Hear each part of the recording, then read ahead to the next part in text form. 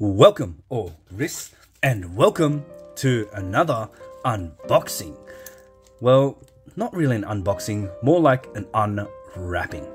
This here is the Hamilton Khaki Field Mechanical in 38mm, and this here is a bracelet made for that watch, which is pretty uncommon. So this here is the Uncle Seiko, otherwise known as the Uncle Straps, Z199 bracelet for the Hamilton Khaki Field. So let's get into it. Here's the outer packaging, just a plastic Ziploc bag with that Uncle Seiko logo there. Again, he's also known as, goes by Uncle Straps. Let's open her up. Taking out the bracelet. Here we get the end links, the actual bracelet with the protective covering, and some spring bars to go with it. Let's open up the end links. So these are hollow end links, and they are separated in the packaging so they don't scratch each other, which is nice. Take these out. So here are the end links. Again, hollow end links. So we'll see how they will go. The spring bars are nice and fat. Let's take the stickers off the bracelet. So here we go. The clasp. Peel that off.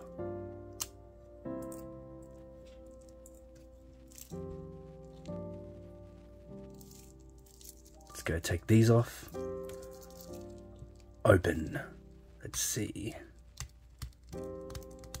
From here maybe? That just came off. Let's see, it's quite hard to see on camera where I open this from. Here we go. One side out. The other side, it's under the clasp first. So if I just feel for it, oh, here we go. So it's this way.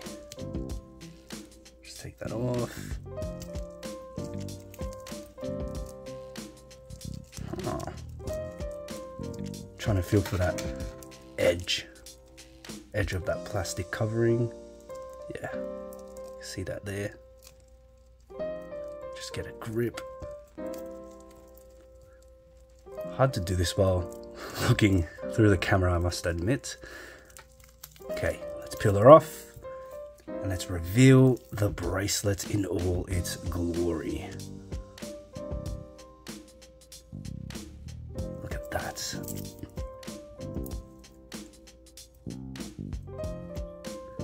All right. Quick look against the original bracelet there. So you can kind of see the difference.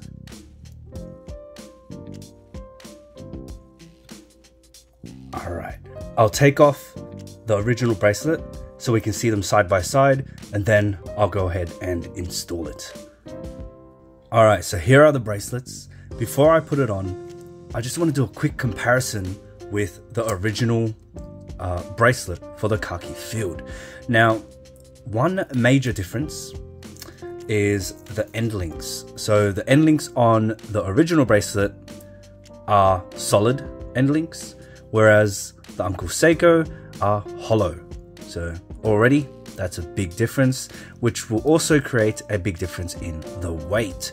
The clasp, now I'll be a bit careful because the end links, they do tend to want to come off because, you know, they are only held in by the spring bars. So the clasp here, friction clasp,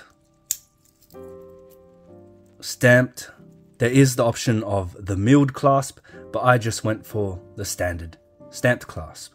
You get that Uncle Seiko or Uncle Straps branding there, logo, nothing too fancy. On the original, we get the Hamilton branding there, fold over clasp with that locking feature, and again stamped. But this also has like a diver's extension, so yeah, just a bit more features on this one. Now the links on this one are actually sized, oh, there go the links, we'll leave those there for now. So the links on this one are actually sized with screws, okay? So these are not push pins, they're actually sized with screws, whereas on the original, they're sized using push pins. So a plus for Uncle Seiko there. Now, the difference with this bracelet is that it looks kind of like an oyster style 3-link bracelet, but it's actually a 4-link bracelet. So as you can see there, each of these parts are separate pieces. This here kind of looks like a Jubilee style bracelet, but it's flat, okay? And it's all bead blasted. So it has a more flatter profile compared to a Jubilee. And there you can see the thinness, that side profile. And here's how thick the original is. So the clasp on this is definitely a lot beefier, but it does have those extra features, that lock and that extension. Now here you can see there are 3 points of micro adjustment, whereas on the Uncle Seiko, you will find 1, 2, 3, 4, 5, 6, 7 points of micro adjustment. This one here is actually not a point, that's to connect the clasp right there. So this last one is not included in the number of micro adjusts, so you do get 7, which is still quite a bit. All right. So as you can see there, they look quite different compared to each other. Now let's look at the finishing. So again, both of these are bead blasted. Now of course, the original will at a glance, it does appear a little bit different, and the tone, you can see there, it is a bit tad more whiter, but I don't know if that's just how the bracelets are catching light. So we'll see how the Uncle Seiko, see how it matches when it's on the watch. So I'll get it on the watch and I'll be right back. All right, here it is guys, on the watch. Now it was a little finicky to get on the watch, and it's probably due to the way those holes are drilled on the khaki field. They're very close to the ends of the lugs there. So if you see, those end links sit quite far from the actual case, and they're kind of resting on the tips of the lugs, which did make it a little finicky to get the end links on. Now, while it's on the watch, I do notice that the finishing, it's not quite perfect. It doesn't match the case 100%. You can see the case there has a more grainy bead blast finish, while the Uncle Seiko bracelet has a more finer bead blasted finish. So if I feel the case, it feels more gritty, feels more grainy, while the bracelet does feel a lot smoother in comparison, and you can see that through in its texture. But, you know, from afar, you won't really notice the difference in the textures or the color. So it is quite a good attempt at matching with the watch. Now, what I like about this bracelet is it gives the watch a more vintage aesthetic compared to its original bracelet.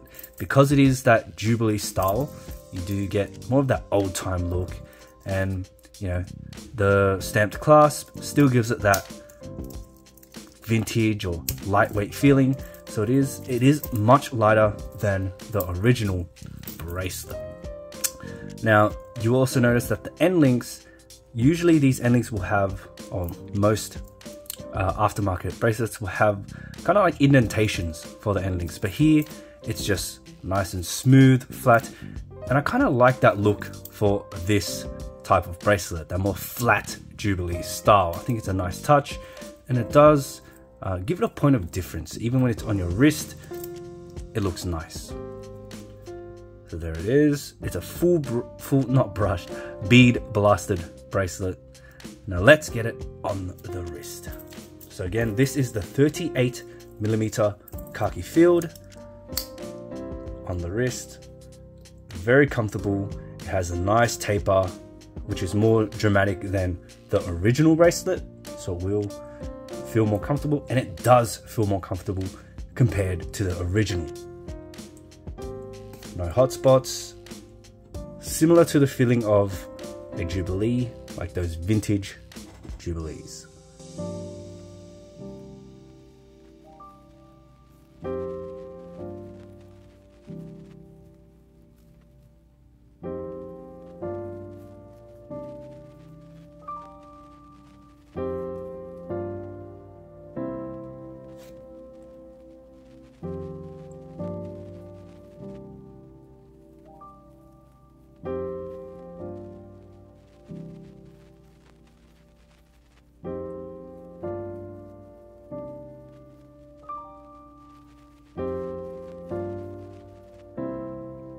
All right, one thing I want to point out is if we look at the end links, they don't meet the case like the original. So the original bracelet, as you can see here, this bracelet has like a swoop, kind of swoops from the case. The original won't have this swoop. It looks like it, you know, just slopes down from the actual case, and it won't have this little swoop here. I don't really know what to call that. But yeah, this here, it will have just that little bit. Now, that's not really an issue. A lot of watches do that on their original bracelet, so not really a big deal for me. But if you're a big fan of the original bracelet, just keep in mind the end links don't fit like the original, okay? They will look a little bit different, but honestly, it's not really a big deal when you see it. It's like this, it looks fine. They fit quite well. Now keep in mind, guys, although the Hamilton Khaki Field is a strap monster, it is very hard to find aftermarket bracelets for this watch. And so I'm a bracelet guy, so I had to, as soon as I saw this bracelet, I saw it on Uncle Seiko's Instagram, I just thought, yep, I'm gonna pull the trigger and get it. Because as some of you may know, this is my favorite watch. And so, you know, whenever someone releases a bracelet that fits, of course, I'm gonna give it a shot, being a bracelet guy. Now guys, thanks for watching. If you liked the video, give it a thumbs up and consider subscribing for more watch content. I'll see you in the next one.